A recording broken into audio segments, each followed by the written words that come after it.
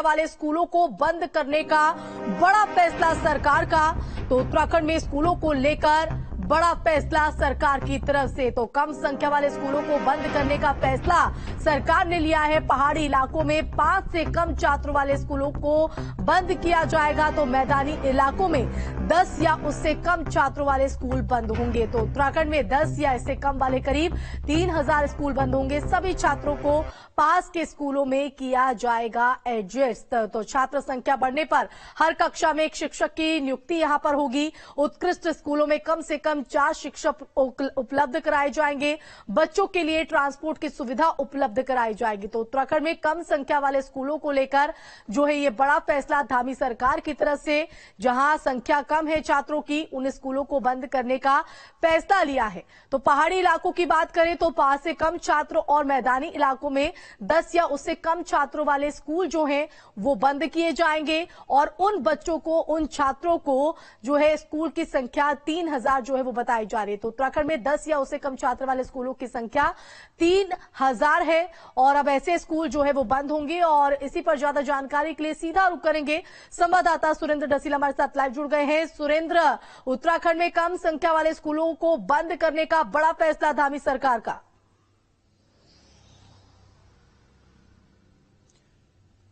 देखिए बिल्कुल, क्योंकि उत्तराखंड की भौगोलिक स्थिति इस तरह की है कि प्रदेश के पहाड़ों में गांव बहुत दूर दूर हैं और अगर एक स्कूल है तो उस स्कूल तक पहुंचना भी बड़ा मुश्किल छात्रों के लिए होता है। और कई बार ये देखा गया है कि स्कूलों की संख्या इतनी ज्यादा हो जाती है, एक ही क्षेत्र में बहुत सारे स्कूल खोले गए क्योंकि लोगों के पास पहले साधन नहीं थे पहुंचने के। और अब दिक्कत यह है कि कई स्कूल ऐसे हैं जिसमें 5 से नीचे बच्चे हैं, यानी 5 संख्या से नीचे उसमें बच्चे हैं और टीचर्स उसमें ज्यादा होते हैं। और कुछ ऐसे स्कूल हैं जिनमें बच्चे तो ज्यादा हैं लेकिन टीचर्स बहुत कम हैं।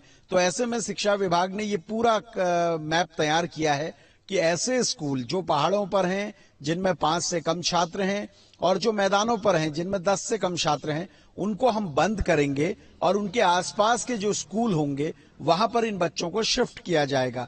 जो एकेडमिक स्टाफ होगा, टीचर्स होंगे, अन्य कर्मचारी होंगे, इनको भी दूसरे स्कूलों में ट्रांसफर कर दिया जाएगा। यानी किसी की नौकरी जाने वाली स्थिति नहीं होगी। और दूसरा, छात्रों को शिक्षा से वंचित नहीं होना होगा, पास के दूसरे स्कूलों में उनको शिफ्ट किया जाएगा। और जो भवन बचेंगे उनको, क्योंकि हर भवन, हर ग्राम सभा का अपना भवन है, तो सरकारी अन्य विभागों के भवनों के तौर पे उनको प्रयोग किया जाएगा। लेकिन इसके पीछे का मकसद शिक्षा विभाग का कहना है कि यह है कि गुणवत्तापरक शिक्षा हो और एक ही जगह पर ज्यादा बच्चे पढ़ सकें और टीचर्स की नियुक्ति भी वहां पर बेहतर तरीके से हो, इसलिए इन 3000 स्कूलों को बंद करने की तैयारी चल रही है। तो बिल्कुल, जिन बच्चों को, जहां छात्रों की कमी है, उन स्कूलों को बंद करने का फैसला है, लेकिन उन छात्रों को, जैसा कि आपने बताया, कि शिफ्ट किया जाएगा। इसको लेकर किस तरह की व्यवस्था होगी? साथ ही साथ जो बच्चे वहां पर दूसरे स्कूल में शिफ्ट होंगे तो आवाजाही में भी दिक्कतों का सामना हम देखते हैं कि पहाड़ी इलाकों में करना पड़ता है। तो उसको लेकर किस तरह की व्यवस्था, उसको लेकर किस तरह का कदम? देखिए आशिमा, पिछले 22 साल में राज्य में बहुत सारी चीजें हुई हैं। पहले दिक्कत ये थी कि पहाड़ों पर बहुत बड़ी आबादी में 1 या 2 स्कूल होते थे, लेकिन इस बीच में बहुत सारे स्कूल खोले गए ताकि बच्चे उन स्कूलों तक पहुंच सकें। क्योंकि अब गांव-गांव तक सड़कें पहुंच चुकी हैं। अब ऐसा नहीं है कि बच्चों को एजुकेशन के लिए बहुत ज्यादा दूर जाना पड़ता हो, अब गाड़ियों के जरिए भी वो स्कूल तक पहुंचते हैं। तो इसके पीछे शिक्षा विभाग का ये कहना है कि अगर कोई स्कूल ऐसे हैं जो दूर हैं और उससे बच्चे प्रभावित होते हैं तो फिर हम परिवहन की भी व्यवस्था करेंगे, यानी स्कूल बस की भी व्यवस्था की जाएगी। और दूसरी बात यह है कि इन स्कूलों के बंद होने से एक चीज का फायदा ये होगा, जो अभी टीचर्स और अन्य स्टाफ की नियुक्ति अलग अलग जगह पर है, वो एक सेंट्रलाइज जगह पर रह पाएंगे। यानी अन्य जो स्कूलों में जहां बच्चे हैं वहां ज्यादा टीचर भी होंगे, बच्चों की संख्या भी नियमों के अनुरूप होगी और स्टाफ भी वहां पर ज्यादा होगा। तो इसलिए भी ये पूरा प्लान किया गया है। बिल्कुल सुरेंद्र, आप हमारे साथ बने रहिए। तो देखिए, बारीकी से सरकार के हर एक फैसले को यहाँ पर समझाया गया है कि जो कम संख्या वाले छात्रों वाले स्कूल हैं उनको बंद करने का फैसला लिया गया है, लेकिन बच्चों के भविष्य को भी अंधकार में नहीं रखा जाएगा। ऐसे बच्चों को आसपास के स्कूलों में शिफ्ट किया जाएगा। जो दूर दराज से आएंगे उनको ट्रांसपोर्ट की जो सुविधा है वो भी मुहैया कराई जाएगी। चलिए बढ़ेंगे आगे। नैनीताल हाईकोर्ट ने विधानसभा सचिवालय में हुई बैकडोर से हुई नियुक्तियों पर सरकार और सचिवालय से जवाब तलब किया है। तो देहरादून निवासी सामाजिक कार्यकर्ता अभिनव थापर ने हाईकोर्ट में याचिका दायर की थी। याचिका में विधानसभा सचिवालय में साल 2000 से अब तक बैकडोर नियुक्तियों की जांच कराए जाने का जिक्र था। याचिका में कहा गया था कि 2000 से 2015 तक हुई नियुक्तियों के मामले में सरकार ने कोई कार्रवाई नहीं की है और अब इसी संदर्भ में सरकार और सचिवालय को जवाब तलब किया गया है। सीधा रुख करेंगे एक बार फिर से संवाददाता सुरेंद्र डसीला का। सुरेंद्र, नैनीताल हाईकोर्ट की तरफ से सरकार और सचिवालय को अब इस पूरे संदर्भ में जवाब तलब किया गया है।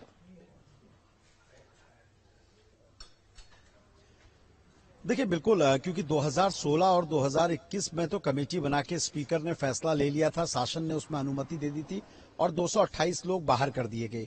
लेकिन 2016 से पहले की जो नियुक्तियां हुई हैं उनमें भी इसी तरह की अनियमितताएं हैं, उनमें भी इसी तरह से भर्तियां की गई हैं। और सबसे बड़ी बात है, 2016 से पहले की भर्तियों में तो सबसे बड़ा खेल यह है कि शासन से कोई अनुमति ही नहीं होती थी।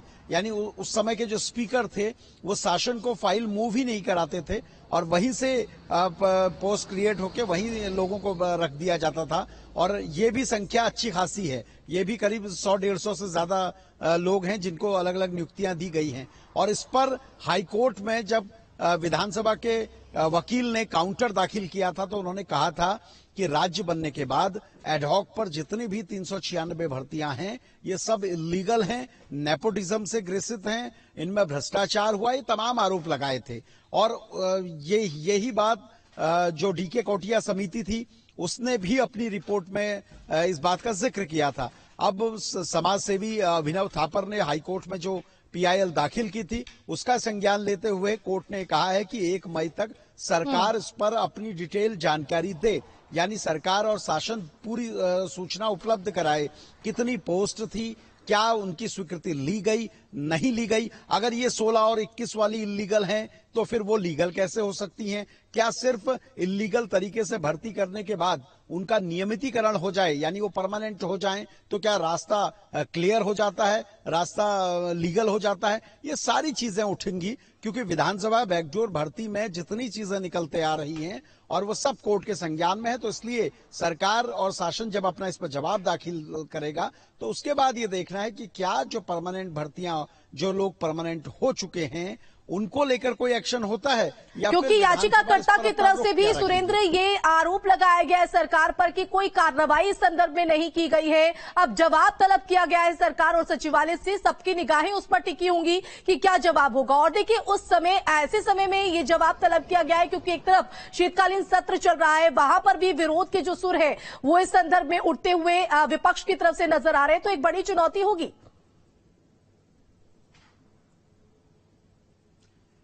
देखिए बिल्कुल, सत्र तो खैर अनिश्चित काल के लिए स्थगित हो चुका है कल रात। और दूसरी बात यह है कि सरकार को जवाब देने से पहले विधानसभा को जवाब देना होगा कि अगर यही तरीका था जिस तरीके से 16 और 21 वाले भर्ती हुए थे और परमानेंट नहीं हुए इसलिए उनको बाहर कर दिया गया, और इसी तरीके से अगर इससे पहले की भर्तियां हुई हैं और वो परमानेंट हो जाती हैं तो क्या उनका प्रोसेस लीगल हो जाता है, इसकी भी पूरी जानकारी देनी होगी। शासन को जो जानकारी उपलब्ध करानी है वो ये है कि क्या आपसे पदों की स्वीकृति ली गई थी, क्या पदों के भरने के बाद वित्तीय स्वीकृति, क्योंकि फाइनेंस जो है वो राज्य में अधिकतर मुख्यमंत्रियों के पास रहा है या फिर सरकार का ही एक अंग है, तो फाइनेंस की स्वीकृति कैसे मिल गई? जब आपसे पद ही स्वीकृत नहीं हुए तो फाइनेंस की स्वीकृति आपने कैसे दे दी? ये तमाम सवाल हैं जो हाईकोर्ट में जिसका जवाब शासन भी देगा, सरकार भी देगी और विधानसभा सचिवालय भी देगा।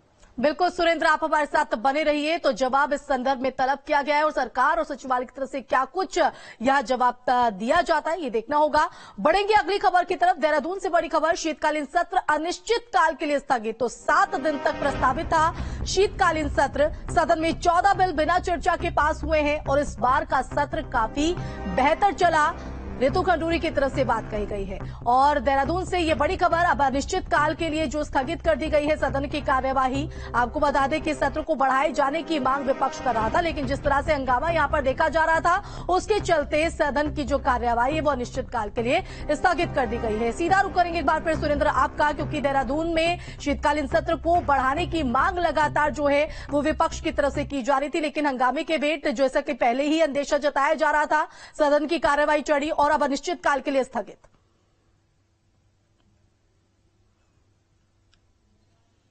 देखिए बिल्कुल, जब सदन की कार्रवाई पूरी हो जाती है तो सदन को फिर अनिश्चित काल के लिए ही स्थगित किया जाता है। यानी आपको ये नहीं पता कि अगला सेशन कब बुलाया जाएगा, तो इसे अनिश्चित काल के लिए स्थगित करना ही कहते हैं।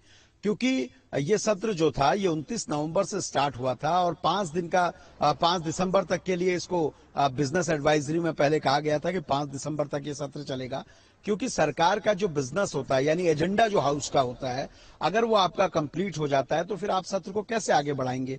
और सबसे बड़ी बात यह है कि विधानसभा के अंदर ये जरूर सवाल उठने चाहिए कि चाहे सत्ता पक्ष हो चाहे विपक्ष हो, किसी भी विधेयक पर चर्चा नहीं हो रही है। सबसे बड़ी बात यह है कि जो 14 विधेयक पास हो जाते हैं उन पर चर्चा क्यों नहीं हो रही है। एक विस्तृत चर्चा होनी चाहिए थी, चाहे धर्मांतरण का विधेयक होता, चाहे महिला का आरक्षण का विधेयक होता, चाहे भूमि विनाश अधिनियम का विधेयक है, तमाम विधेयकों पर चर्चा होनी चाहिए थी। दूसरी बात यह है, सप्लीमेंट्री बजट आपने पहले दिन टेबल कर दिया, अगले दिन सप्लीमेंट्री बजट में डिपार्टमेंटल वाइज मंत्रियों ने अपने बजट पढ़ने शुरू किए और बजट धीरे धीरे पास होते रहे। बजट पर भी कोई चर्चा नहीं है, तो ये सवाल जरूर उठते हैं कि आखिरकार फिर विधानसभा में विधायक चाहे वो सत्ता पक्ष के हों या विपक्ष के हों, ये कर क्या रहे हैं। बिल्कुल सुरेंद्र, बहुत शुक्रिया तमाम जानकारी के लिए। तो 7 दिन तक जो प्रस्तावित था शीतकालीन सत्र, लेकिन 2 दिन में ही सदन की जो कार्यवाही है वो अनिश्चित काल के लिए स्थगित कर दी गई। और रितु खंडूरी ने कहा कि ये जो सदन की कार्यवाही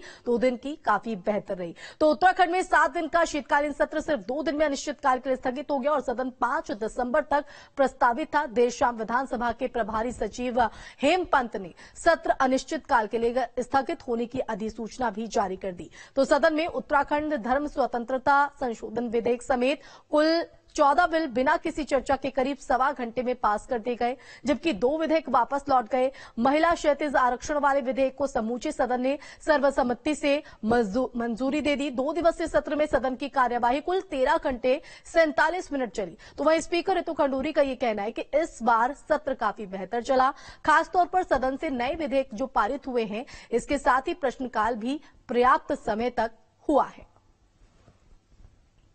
होना चाहिए, ज्यादा से ज्यादा समय होना चाहिए, ये बात आपकी कहना बिल्कुल सही है। लेकिन मैं घूम फिर के उसी पे जाती हूँ, सत्र चलता है, सदन चलता है टैक्स पेयर के पैसे से। और जब मेरे पास कोई भी बिजनेस नहीं होगा तो मेरे लिए सत्र चलाना बेमाने है। बिजनेस होगा तो हम 5 दिन 7 दिन जितना भी दिन का बिजनेस होगा उसको अवश्य चलाएंगे। लेकिन इन 2 दिनों में भी मुझे लगता है कि हमने बहुत सारी चीजों पर यहाँ पे विचार विमर्श हुआ, डिस्कशन हुआ। कल मेरा ध्यान इस बात पर गया कि मोबाइल का यूज देखिए, बहुत से लोग उसमें कुछ काम भी करते हैं, जैसे कि अगर किसी स्पीच में कुछ उनको लिखना है तो उस वक्त भी मेरा निवेदन ये रहता है कि आप लॉबी में आकर बैठकर वहां पर काम करें। मोबाइल का यूसेज बिल्कुल ना हो, पर्टिकुलरली बात करने में ना हो। और साथ ही साथ अपनी व्यवहार का हम लोग ध्यान रखें, आचरण का हम लोग ध्यान रखें, क्योंकि पूरी उत्तराखंड ही नहीं पूरे देश की जनता हमें देख रही है। और अब देहरादून से बड़ी खबर है, विधानसभा सत्र अनिश्चित काल तक के लिए स्थगित। विपक्ष ने सत्र स्थगित करने पर उठाए सवाल। तो नेता प्रतिपक्ष यशपाल आर्य ने सरकार पर हमला बोला है। उत्तराखंड विधानसभा के सत्र के अनिश्चितकालीन तक स्थगित होने को लेकर नेता प्रतिपक्ष यशपाल आर्य ने कहा कि कार्य मंत्रणा की बैठक में 5 दिसंबर तक के लिए सत्र तय हुआ था। 2 दिन के भीतर ही सत्र अनिश्चित काल के लिए स्थगित कर दिया गया। इससे साफ पता चलता है कि सरकार सदन में ना चर्चा करना चाहती है और ना ही किसी मुद्दे पर कोई बात रखना चाहती है। 2 दिन के भीतर सत्र समाप्त कर देना इस बात को भी बताता है कि सरकार के पास जनहित के कार्य का कोई लेखा जोखा नहीं है, कोई कार्य सरकार की तरफ से नहीं किया जा रहा है। तो ये तमाम सवाल और आरोप की जो झड़ी है वो यशपाल आर्य की तरफ से खड़ी कर दी गई है। तो 7 दिन का जो सत्र है वो प्रस्तावित था, लेकिन 2 दिन में सदन की कार्यवाही पूरी करते हुए अनिश्चित काल के लिए उसे स्थगित कर दिया गया। कार्य मंत्रणा समिति की जो बैठक संपन्न हुई थी उसमें कार्यवरत एजेंडा 29 नवंबर से 5 दिसंबर तक निर्धारित किया गया था और आनंद फानंद में सत्र को अनिश्चित काल के लिए स्थगित कर दिया गया। बहुत ही दुर्भाग्यपूर्ण है। हम लोग प्रदेश के ज्वलंत समस्याओं को लेकर, ज्वलंत मुद्दों को लेकर सदन में सरकार का ध्यान आकर्षित करना चाहते थे। सरकार से जवाब मांगना चाहते थे। माननीय विधायकों के विधानसभा वार कई सवाल थे, कई प्रश्न थे, लेकिन सरकार ने आनन फानन में जो सत्र को स्थगित किया है अनिश्चितकाल के लिए बहुत ही दुर्भाग्यपूर्ण है और निश्चित रूप से ये परंपराओं, संसदीय परंपराओं के अनुकूल भी नहीं है। और देहरादून से एक और बड़ी खबर, विधानसभा में उठा आपदा प्रबंधन का मामला। तो कांग्रेस विधायक हरीश धामी ने उठाया मुद्दा, पुनर्वास व्यवस्था पर हरीश धामी ने उठाए सवाल। तो मुआवजा राशि को लेकर प्रदेश सरकार पर हमला हरीश धामी की तरफ से बोला गया। उत्तराखंड विधानसभा में इस बार भी आपदा प्रबंधन का मामला खूब चर्चाओं में रहा। धारचूला में से कांग्रेस विधायक हरीश धामी ने सदन में नियम 58 के तहत आपदा प्रबंधन का मामला उठाया। हरीश धामी ने कहा कि पिछले कई आपदाओं से बेघर हुए लोगों को अब तक पुनर्वास नहीं किया जा सका। इसके साथ ही आपदा के तहत जो राशि दी जा रही है वो बहुत कम है। तो विधायक हरीश धामी का कहना है कि आपदा प्रबंधन को लेकर सदन में कई बार मामला उठ चुका है, लेकिन इस मुद्दे पर सरकार गंभीर नहीं दिख रही। जर्जर हालत में है, टूटने की स्थिति में है और हर बार जब भी सदन चलता है हम कार्यस्थगन के माध्यम से आपदा का पुनर्वास का मामला हो या जो वहाँ के तटबंधों का मामला हो या जो वहाँ की सड़कें हैं, पैदल रास्ते हैं, पुलिया टूट जाती हैं, उनको हम सरकार के सामने रखते हैं। हमने सरकार के सामने रखा है कि अगर हम जमीनें ढूंढने लगे तो मेरे ख्याल से 70-72 से लोग पुनर्वास की बात कर रहे हैं और कुछ लोगों को तराई में पुनर्वास भी हुआ। लेकिन वर्तमान स्थिति ये है कि हमको जमीन अपनी ग्राम पंचायत के अंदर ढूंढना है और वहाँ जमीन उपलब्ध नहीं है। दूसरी ग्राम पंचायत में जाते हैं तो गाँव वाले एनओसी नहीं देते। तो हमने सरकार के सामने रखा है कि आप एक मुश्त पैसा दे दें, जो भी सरकार दे सकती है वो पैसा उनको दे ताकि उनका पुनर्वास हो सके।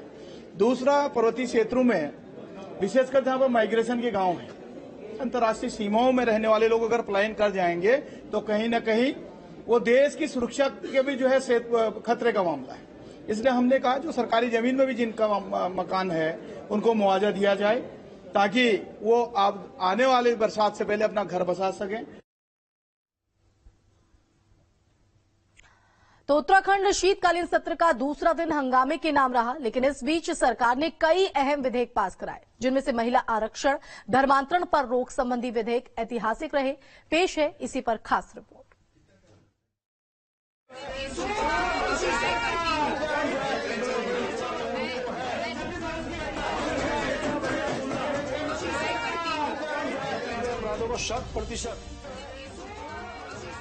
बुधवार का दिन उत्तराखंड विधानसभा में हंगामे के नाम रहा। यहां विपक्ष ने जमकर हंगामा किया और सरकार को कई मसलों पर घेरा, लेकिन भारी उपद्रव के बीच सरकार ने कई अहम विधेयकों को पास करा लिया। इसमें 2 ऐतिहासिक विधेयकों पर मुहर लगी। पहला, सरकारी नौकरी में महिला आरक्षण और धर्मांतरण पर रोक संबंधी कानून पास कर लिया गया। 5540 करोड़ का अनुपूरक बजट सदन के द्वारा पारित किया गया है। प्रमुख इस सत्र के दौरान विधेयक पारित हुआ वो है महिला आरक्षण से संबंधित। धामी जी हमारे प्रदेश की महिलाओं के बारे में, अनुसूचित जाति, जनजाति, अन्य तमाम सभी लोगों के लिए, सभी वर्गों के लिए, सभी क्षेत्रों के लिए पूरी तरह से इस उत्तराखंड को कैसे आगे बढ़ाया जा सके उसके लिए बहुत गंभीर है, संवेदनशील है। 9 विधेयकों पर मुहर। बंगाल, आगरा और असम सिविल न्यायालय विधेयक 2022 पास। उत्तराखंड दुकान एवं स्थापना संशोधन विधेयक 2022 पारित। पेट्रोलियम विश्वविद्यालय संशोधन विधेयक पर मुहर। उत्तराखंड धर्म स्वतंत्रता संशोधन विधेयक पास। भारतीय स्टाम्प विधेयक हुआ पारित। उत्तराखंड माल एवं सेवा कर संशोधन विधेयक को हरी झंडी। उत्तराखंड कूड़ा फेंकना एवं थूकना प्रतिषेध संशोधन विधेयक पारित। उत्तराखंड जिला योजना समिति संशोधन विधेयक पारित। उत्तराखंड पंचायती राज संशोधन विधेयक 2022 सदन में पास। विधानसभा में भर्ती घोटाले मामले पर जमकर घमासान हुआ। विपक्ष सरकार के जवाब से असंतुष्ट नजर आया। यूके SSC भर्ती घोटाले पर प्रेमचंद्र अग्रवाल ने अपना पक्ष रखा। उन्होंने कहा कि भर्ती परीक्षाओं में अनियमितता पर कार्रवाई की जाएगी। शीतकालीन सत्र के दूसरे दिन विधानसभा अध्यक्ष रितु खंडूरी ने कड़ा संदेश दिया और सदन की कार्यवाही में फोन के इस्तेमाल पर रोक लगाई।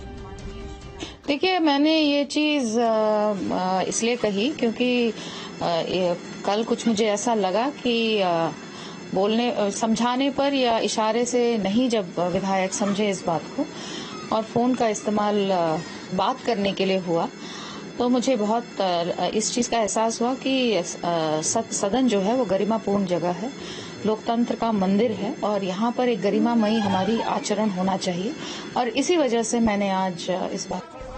उत्तराखंड में बुधवार का दिन सवाल जवाब और अनुपूरक बजट के नाम रहा, जिसमें महिलाओं के लिए अच्छी खबर भी सामने आई और सरकार की कमियां भी उजागर हुई। Team news state.